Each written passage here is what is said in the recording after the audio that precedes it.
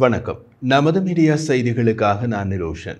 Sukhoi Su-75 checkmate போர் விமானத்தை இந்திய விமானப்படை IAF-இன் ஆயுத களஞ்சியத்தில் சேர்க்க இந்தியாவுடன் கூட்டுறவு ஏற்படுத்த ரஷ்யா தீவிரமாக முயற்சிகளை மேற்கொண்டு வருகிறது.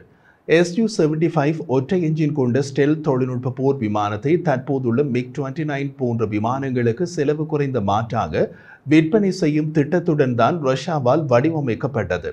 அதாவது 5வது தலைமுறை விமானம் Su-57இன் விலை குறைந்த மலிவு பதிப்பாக Su-75 விமானத்தை தயாரிப்பதே ரஷ்யாவின் திட்டம். ஆனால் அதற்கு ஒரு கூட்டு தயாரிப்பாளர் தேவை. ஐக்கிய அமீரகத்துடன் பேசியது ரஷ்யா. உக்ரைன் போருடன் அந்த திட்டத்தை கைவிட்டு விட்டது அமீரகம். இந்திய விமானப்படை IAF-இன் ஓய்வு பெறப்போகும் MiG-29 விமானங்களை மற்றும் ஒரு விமான ரகத்துடன் மாற்ற முயல்கிறது இந்தியா. அதனால் Su-75 செக்மேட் போர் விமானத்தை இந்தியாவுடன் இணைந்து தயாரிக்க முடியுமா என்று முயற்சிக்கிறது ரஷ்யா. Su-75 இன்னமும் திட்டமிடல் கட்டத்திலேயே உள்ளது. கூட்டு தயாரிப்பாளர் கிடைத்தால் உற்பத்தி 2026-2027 தொடங்கும் என்று எதிர்பார்க்கப்படுகிறது. தற்போது முன்மாதிரிகள் உருவாக்கப்படுகின்றன. ஆனால் செயல்பாட்டு முன்மாதிரி இன்னமும் முடிக்கப்படவில்லை. இந்தியா தனது பாதுகாப்பு கொள்முதலை பல்வகைப்படுத்துகிறது மற்றும் தேஜஸ் Mk2 மற்றும் மேம்பட்ட நடுத்தர போர் விமானம் AMCA போன்ற அதன் சொந்த உள்நாட்டு போர் விமானங்களை உருவாக்கி வருகிறது.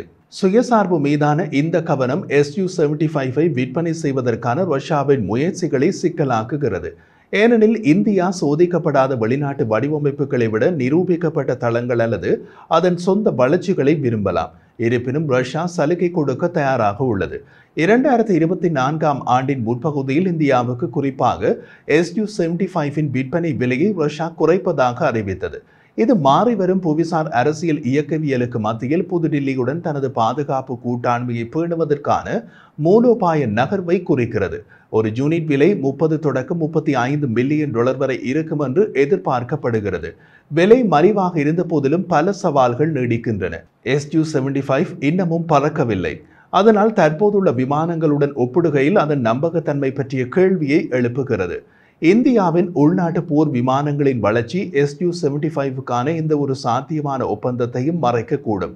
தன்னம்பிக்கைக்கான IAF-இன் அர்ப்பணிப்பு நிரூபிக்கப்பட்ட செயல்பாட்டு வரலாறு இல்லாத வெளிநாட்டு விமானங்கள் மீதான ஆர்வத்தை தடுக்கலாம். பாதுகாப்பு கொள்முதலில் இந்தியாவின் மூலோபாய மறுசீரமைப்பு மற்ற நாடுகளுடன் கூட்டாண்மைக்கு முன்னுரிமை அளிக்க வழிவகுக்கும் அல்லது ரஷ்ய தொழில்நுட்பத்தை நம்புவதற்கு பதிலாக அதன் உள்நாட்டு திறன்களை மேலும் மேம்படுத்தலாம். இந்தியாவின் ஹிந்துஸ்தான் ஏரோநாட்டிக்ஸ் லிமிடெட் உரிமத்தின் கீழ் தயாரிக்கப்பட்ட சுகோய் Su-30 MKI-இன் உற்பத்தி செலவுக்கு குறைவாக இருக்கும் Su-75 செக்மேட்டின் விலை கவர்ச்சிகரமானதுதான். ஆனால் இந்தியா 5வது தலைமுறை விமானம் என்று வரும்போது சீனாவின் Chengdu J-20 ஸ்டெல்த் போர் விமானங்களை விட மேம்பட்ட தொழில்நுட்ப விமானங்களையே விரும்பும் என்று எதிர்பார்க்கலாம். அப்படி ஒரு விமானத்தை $50 மில்லியன் விட குறைந்த விலையில் தயாரிக்கவே முடியாது.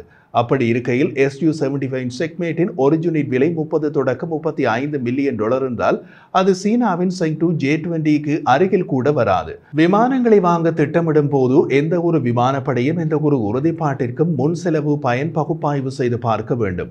இந்திய விமானப்படையின் ஓய்வு பெற்ற தளபதி ஏர் மார்ஷல் அனில் கோஸ்லா இது பற்றி கூறிய போது Su-75 செக்மேட் திட்டத்திற்கு ரஷ்யாவுக்கு நிதி மற்றும் மேம்பாட்டு பங்காளிகள் தேவை.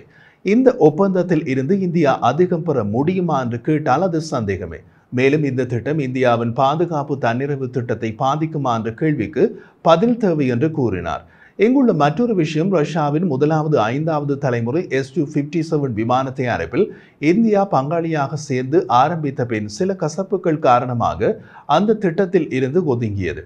இப்போது அதே Su-57 விமானத்தின் மலிவு பதிப்பான Su-75 தயாரிப்பில் ஆர்வம் காட்டுமா என்பது மிகப்பெரிய கேள்வி.